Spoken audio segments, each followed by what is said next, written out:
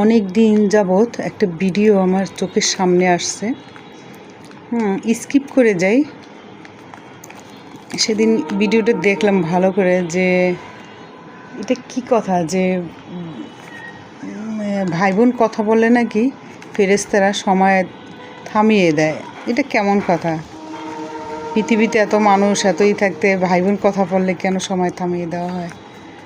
পরে জানলাম ভালো করে যে এই পৃথিবীর পরে যখন অনেকের সঙ্গে দেখা হবে, বাবা মা তারপর স্বামী স্ত্রী, এদের সঙ্গে নাকি দেখা সাক্ষাৎ হবে, এই পৃথিবীর পরে।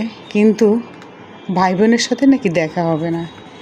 এটা ভাবা যায় যে ভাই বোন যাদের সাথে সময় ছোটোবেলায় এত আনন্দ মুহূর্ত, একজন ব্যথা পেলে আর একজন ব্যথা পায়, এই টাইপের।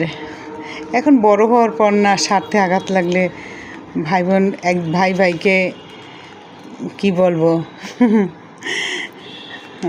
পিটাইতেও যায়। মানে এত অতিষ্ঠ করে ফেলে যে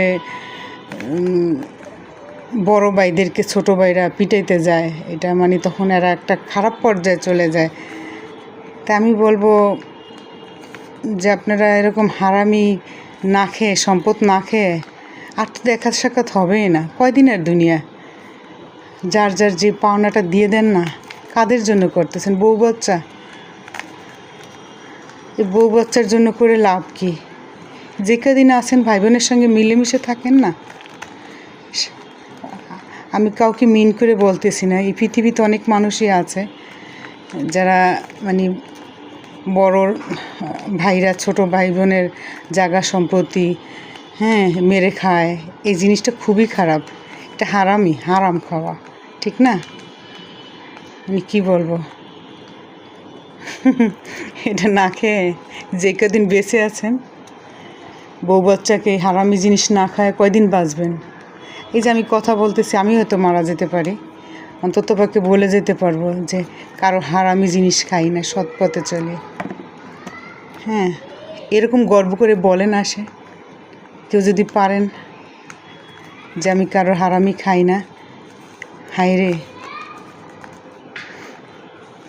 কষ্ট পেলাম যে ভাই বোনের সঙ্গে আর দেখা হবে না। এই দুনিয়াতেই তো ভাই বোনের সঙ্গে একজনের মানে যখন স্বার্থে আঘাত লাগে, কেউ কারোর সঙ্গে কথা বলে না, এই করে না। হারামি না খেয়ে যার যার পাওনাটা দিয়ে দেন, মিলেমিশে থাকেন, কয়দিন আর বাঁচবেন? তাহলে আজ রাখি, সবাই ভালো থাকবেন। আল্লাহ হাফেজ।